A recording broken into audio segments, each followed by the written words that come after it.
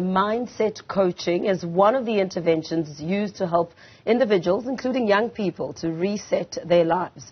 Circumstances that throw people off course include divorce, the loss of a loved one through death, the relocation, and job loss. Now, mindset development coach Jabu Zwane joins us to tell us how he's assisting many with their struggles. He joins us in studio. A very good morning to you. Thank you so much for coming. Welcome to Newsroom Afrika. Thank you so much, Mpho. It's my pleasure to be here. Thanks for having me. Mindset development and mindset alignment. Yes. I mean, it sounds like a dream when you have gone through a lot of trauma, perhaps, or you've lost a loved one, or you just really want to be more focused. What is it about, and what does it entail? Well, I think definitions are important. First of all, let's describe what mindsets are. I believe that they are structured categories of thinking that lead to an outcome, whether we are aware of it or not.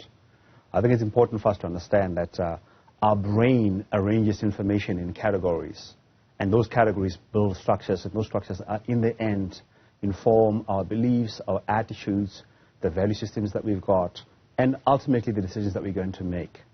And most important is, as well, the meanings that we built around that. And so when you are going through something, those meanings are the ones that determine whether or not you're going to see that as a positive thing or you're going to see that as a negative, which then determines the kind of emotional energy that your body then would emit as you are responding to whatever you're going through. Yeah. So there's an element of science as far as the actual structure of how you are as a person, and then also there's an element of art, which has more to do with your own subjective body and the way that you view things and what you determine is good or not.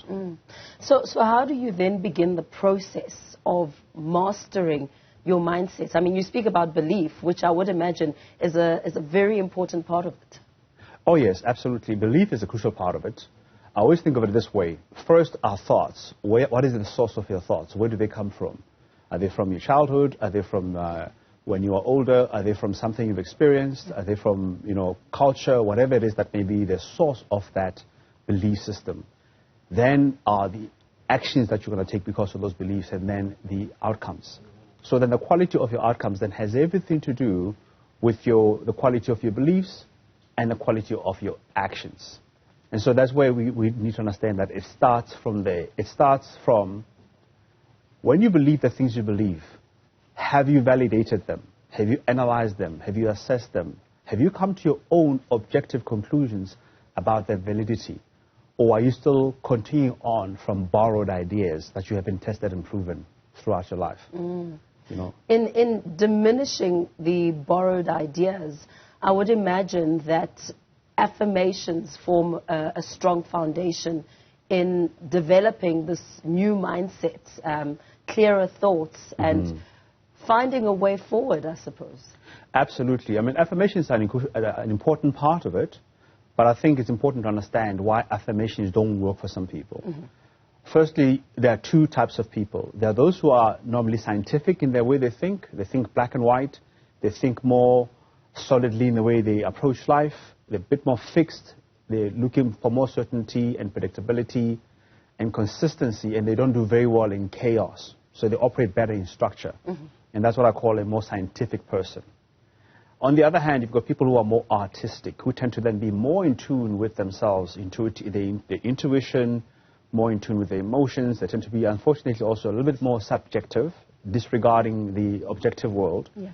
When you say to a scientific person, affirm yourself, without evidence, it's hard for them, because they want something tangible. They want something they can refer to that has been proven. On the other hand, the person who's a bit more artistic can easily affirm, because imagination is what they rely on a lot. Scientific person, more logical. Artistic person, a bit more imaginative and creative. And so they can imagine themselves being that very thing that they want to be. And that is why affirmations work for them. Whereas when somebody's more scientific, it's a little bit harder. And that's why I always recommend that if you are scientific, to leverage the power of affirmations, collect a body of evidence that you constantly rehearse and remind yourself of. Because when you're going through a hard time, your mind also tends to forget the good times as it focuses on the danger that is in front of you or on the task that's in front of you. So, but when you are constantly practicing that, reminding yourself of how brilliant you've been, what people are saying about you, that's amazing. How have you measured that against, at work, let's say, for example, your KPIs or other people who do the similar type of work? How well have you done against them? That helps you then to build that evidence, and that makes it easier then, even for a more scientific person to do affirmations. So with the two that you've differentiated, how then would you perhaps now tackle, for instance, somebody who's lost a loved one, looking at both sides? I mean, the person will no longer be seen, and one has to move on. What approach would you use? I mean, first of all, when that happens, because I've gone through that myself, you have to accept that it has happened. And some things are a given. Pain is a given. So don't attach any meaning to pain outside of the fact that I missed this person and I heard something once which actually transformed me when I was going through what I was going through. Yeah. That when you lose somebody, you lose the opportunity to love them, but you still have that love and it has nowhere to go. And when that love stays within you with the memories, it has nowhere to go, and then that's when the grief happens. So by accepting that I love the person and I miss them, or even if it's a divorce, I love that person and maybe there was a betrayal and then we're separated, and accepting that that is the reality of who you are as a human being, and that there's nothing absolutely wrong with that. And that's why I was saying that meanings are crucial. When something happens to you, do you start believing that there's some sinister reason why it's happening, or do you accept it to be a crucial part of existing in this dangerous world, but also in this limited human frame? And it's important then to accept that such limitations exist, that you're not always going to be happy, you're not always going to be sad. If it's time for you to be sad, but don't make your bed in your sadness. Yeah.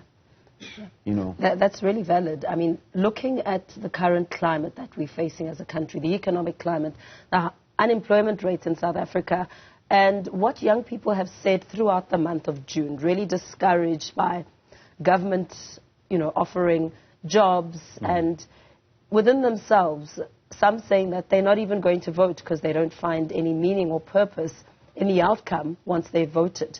How then do you encourage young people to use the kind of economic atmosphere that we're in to now see beyond it, whether you're scientific-minded or a creative, to begin to train your mind to think in a positive, more focused, orientated way? Yeah.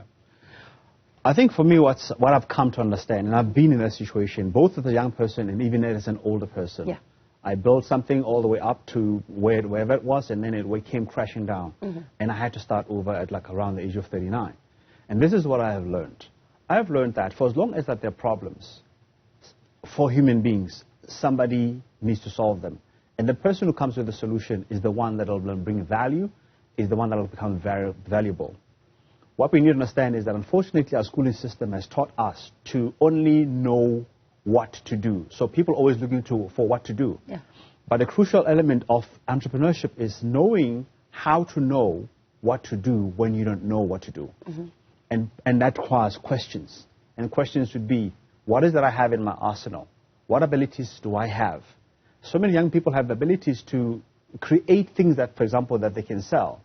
But because of the negative perception that people have around, for example, selling things on the streets, which I've done once, then they don't do that. But you can generate income through selling something that doesn't necessarily say anything about the character or values of a person, but then use that money that you generate from that as a tool to generate even more money.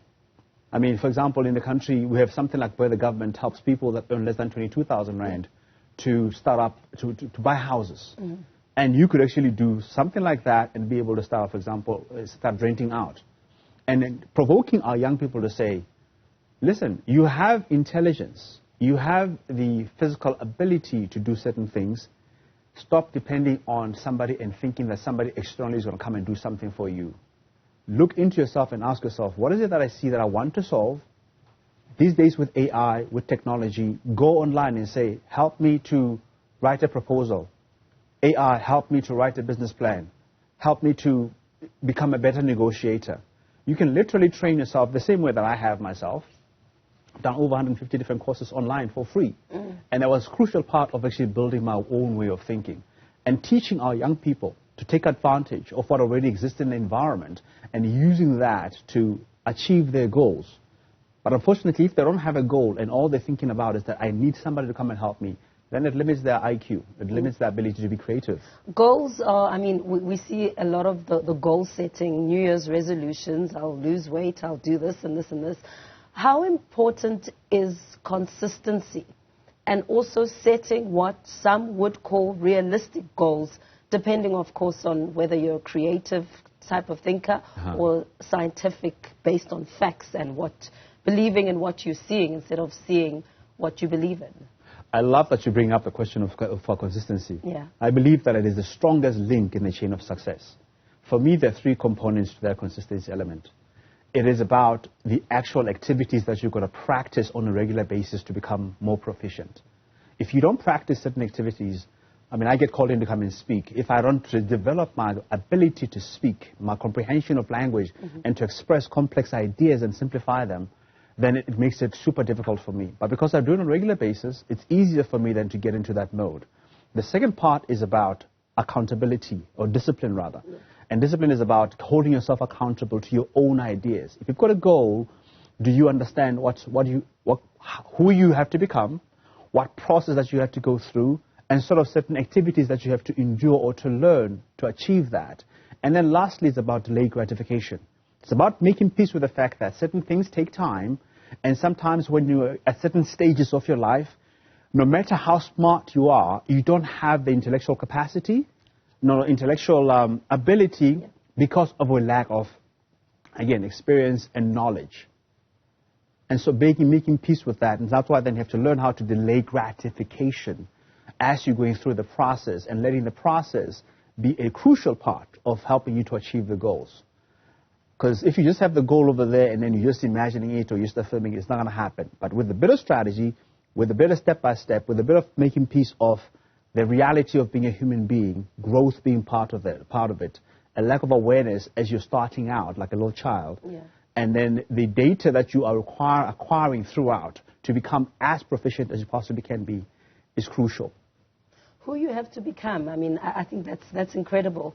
It's an important part, I suppose, of the mindset shift, because you essentially become a brand new person sometimes in how you start to perceive certain things as you look towards growing and developing yourself. Absolutely. When we're young, we're depending on external parties to build up who we are. Our mothers, our parents, our friends, our schools. They give us information that constructs who we become along the way. Yeah. What we don't often realize is that passively we are becoming far more than we are actually involved in the process of transformation. When we are older, two crucial things have happened. We have the intellectual capacity to comprehend who we have become through those sources that were part of our upbringing. Yeah. But our goals, though, will tell us who we need to become. If you have been told that you're not good enough, if you've been told that you can never amount to anything, and all you're doing is fighting that off, or maybe you just fall victim to that, then you haven't really become. You literally are a victim of ideas that are borrowed from many different environments. But to sit back and to reflect on whether or not some of the ideas that have been given to you are really yours and whether you really embrace them for what they are is important.